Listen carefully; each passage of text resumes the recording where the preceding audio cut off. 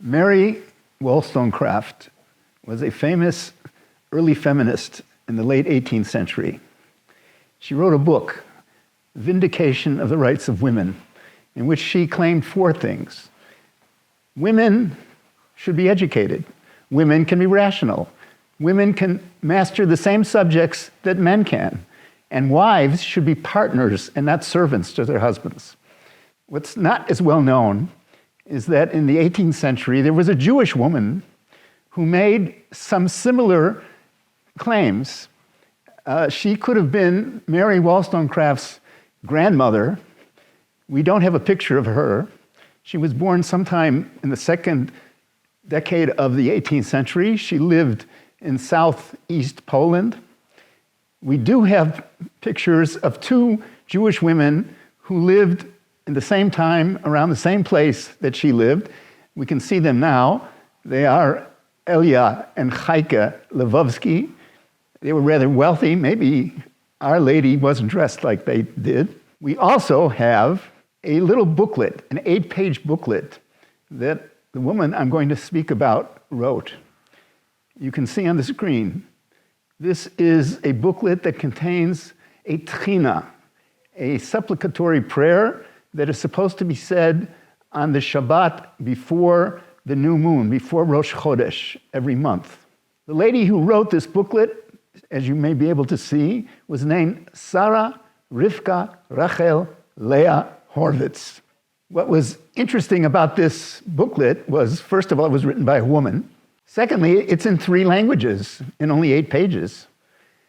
Most important is the Tchina prayer, the prayer to be said in the synagogue in Yiddish with an Aramaic translation and a Hebrew introduction. So this little booklet has more than one audience. The Yiddish prayer would be said by women in synagogue. The Hebrew was addressed to rabbis. And the Aramaic, I think she was just showing off. That is, she was showing that a woman could write in Aramaic, a language that most men in the 18th century would not have been able to understand. Leah was writing against a very old idea. The idea was, how do women gain religious merit? This is a question in the Talmud, and the answer from the Talmud through the Middle Ages and early modern period is the way women gain merit is by helping their husbands and their sons study Torah. In other words, a woman's job is facilitation.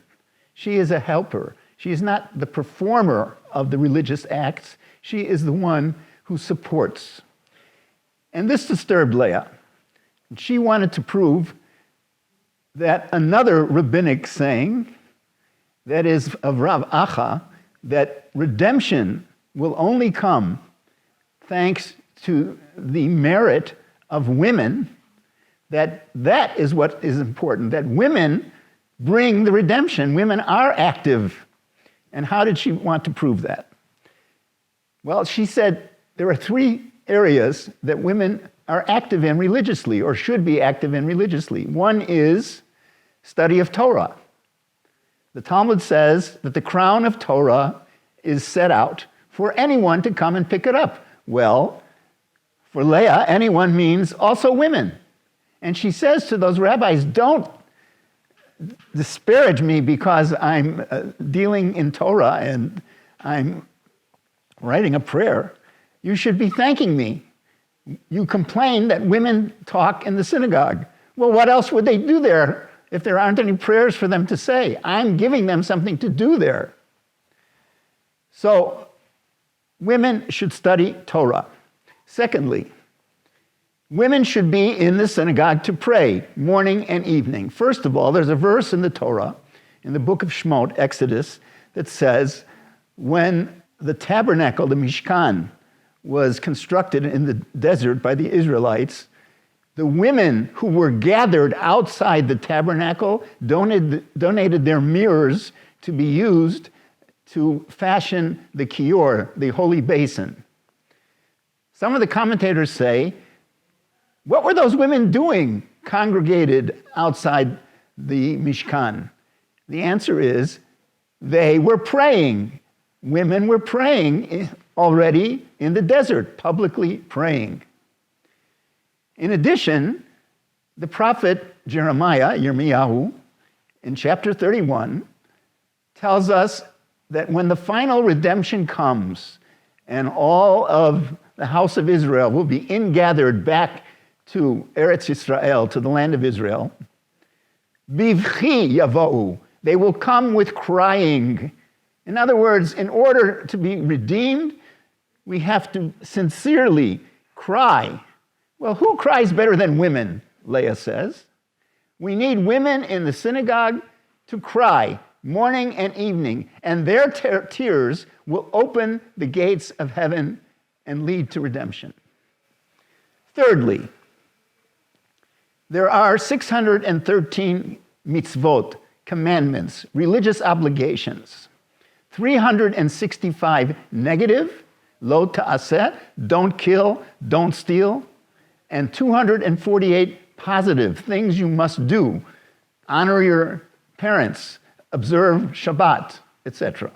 However, Maimonides, the Rambam, tells us that since the temple was destroyed, only 60 of the 248 positive commandments still apply to individual Jews. 60. There is a halachic maxim. Women are exempt from all mitzvot, all commandments that are time-bound and positive. That is, things that you must do at a certain time. Women are exempt from those. And most people say that thinking women must be exempt from many commandments. Even some rabbis, we've found, have said women are exempt from most commandments. Well, Leah didn't like that. She said, let's count. Of the 60 positive commandments, women are only exempt from 14. So women must perform 46 out of the 60. In addition, they have to perform 365 negative commandments. That means women have 411 commandments. Men have 425. So what's the big deal? Women have almost as many religious obligations as men. They are not only facilitators, they are doers, they are performers.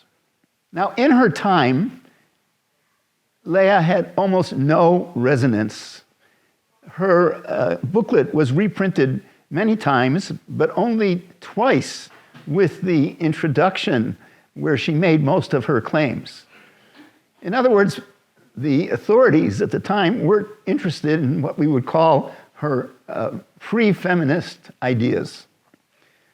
However, at the same time, other things were happening which were in the same direction as her ideas. For example, the whole idea of a Ezrat Nashim, a women's section in the synagogue. We can trace from the Middle Ages when women were more or less guests in the synagogue. They would come in temporarily for special occasions, hearing a sermon, hearing the shofar, hearing the priestly blessing. And then we move to what's called a Weiberschule, a women's synagogue, which is really a separate structure, or perhaps the cellar of the synagogue. In the period we're talking about, the 17th and 18th century, women are in the building. That is, the same roof is over the women's section and the men's section. Women are in the building, and even in a few places, women are in the room. What does that mean? The women's section has a ceiling over it, the same ceiling as the men's. And this is something that Vladimir Levin has demonstrated in his research. So women are in the synagogue. They have a place there. They also are getting a liturgy to say, such as Leah's booklet and other collections of Techina prayers for women to say in the synagogue. Thirdly, there is a Yiddish library that starts developing from the 16th century, the 17th century, the 18th century, which is accessible to women because although they didn't get much formal education and wouldn't have known Hebrew or Aramaic, with exceptions like Leah Horowitz, they would be able to read or listen to, have read to them, books in Yiddish. And there are many, many published in these centuries. And finally, there is the codification of halachic expedients connected to marriage to improve women's status in marriage that we can't go into with our time limitations now. If you see what's going around us today, you can see that ultimately Leah's ideas did have resonance. Women today are studying Torah on the same level as men and participating in the worship service in many places on an equal basis with men.